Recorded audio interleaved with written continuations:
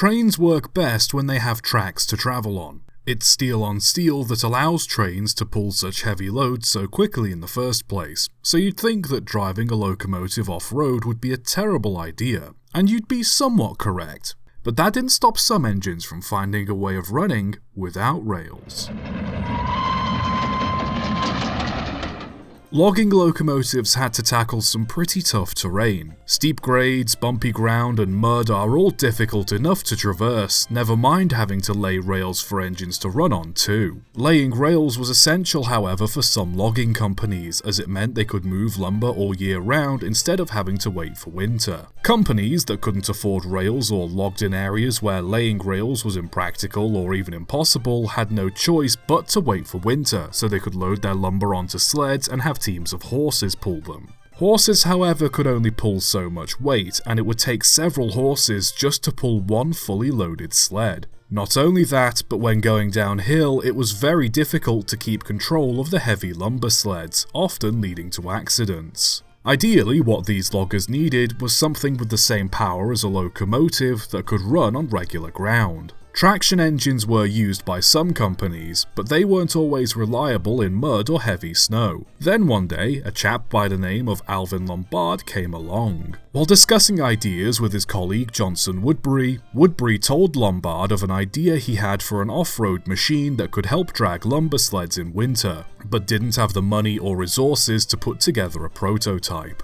A few days later, Lombard happened to meet an executive of a logging company and shared the idea, to which the executive said he'd be first in line for one of these machines if Lombard built one. That was all Lombard needed to hear, quickly drawing up plans for the logging machine. The design used a pair of track treads, each powered by their own engine which received steam from a vertical boiler. Having the treads be individually powered allowed the machine to steer, but horses would still be at the front of the contraption to help guide the direction it would be going in when in motion. He took the drawings to the Waterville Iron Works and, by Thanksgiving 1900, the prototype was completed. Upon being steamed for a public demonstration, the machine not only terrified locals, but the tracks broke, sending Lombard back to the drawing board. The track problem was fixed by using stronger steel, and 2 of these machines were built for use around Eustis, Maine. Lombard still felt he could do better and came up with a more refined version. The new design was essentially a saddle tank locomotive, but with smaller cylinders that would power the tracked wheels through a series of gears and skis mounted at the front.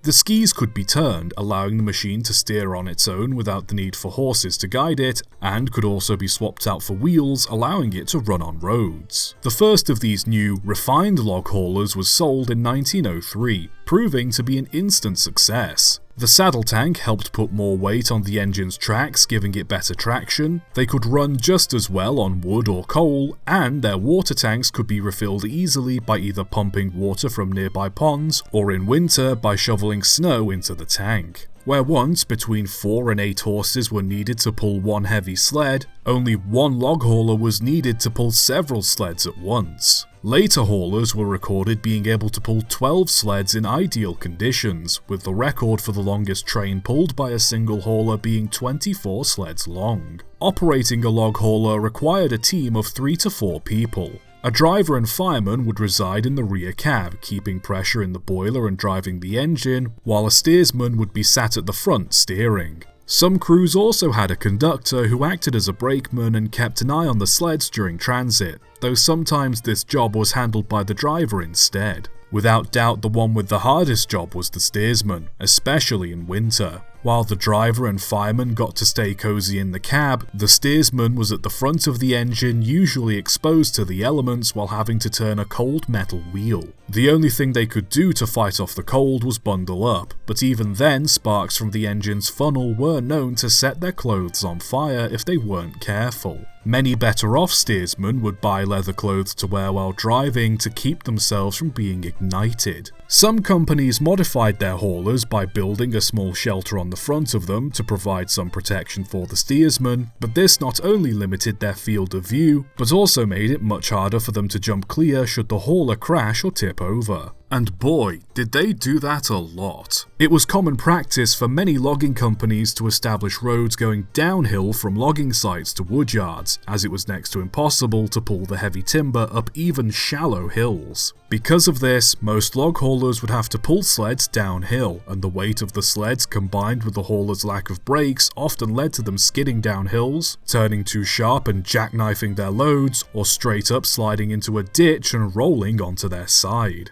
Engines having dented water tanks and rebuilt cabs were a very common sight. To help provide extra traction, hay was sometimes sprinkled along the roads ahead of the haulers, but this wasn't always effective as deer were known to come along and eat it before the slow-moving haulers passed over it. Despite the dangers and operational hazards, Lombard steam log haulers were quite popular with those who used them, with 83 being built in total. They were so popular in fact that not only were they used in the US, Canada and even Russia, but the Phoenix Manufacturing Company in Wisconsin even licensed the design from Lombard so they could produce their own log haulers. The Phoenix design worked similar to Lombard's but with a few minor changes. Rather than 2 cylinders, the Phoenix engines had 4, 2 on each side which pointed downwards, driving a shaft similar to a Shay locomotive.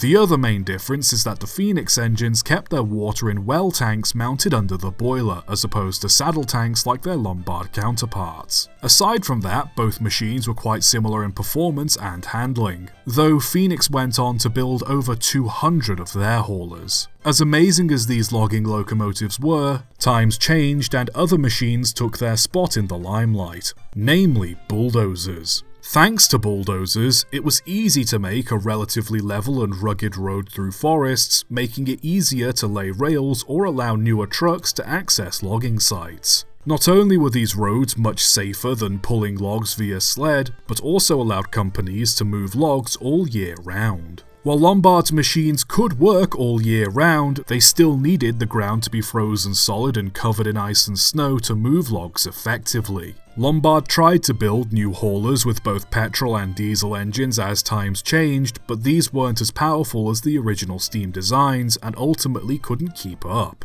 The last of Lombard's steam haulers fell out of use in 1929, with the last of the Phoenix machines retiring not long afterwards. Despite only a small number of each being built, quite a few have been preserved, mostly around the northeast of the US, southern Canada, and even as far away as Finland. A few of them are even in working order. The Lombard steam logging engines, while not exactly the most elegant or safest machines, still proved to be a massive boon to logging companies that otherwise would have been stuck with horses. On top of that, they were some of the first machines ever to effectively use track treads, further helping their development and application. Just goes to show then that, sun or snow, steam was not only effective on the rails, but off-road too.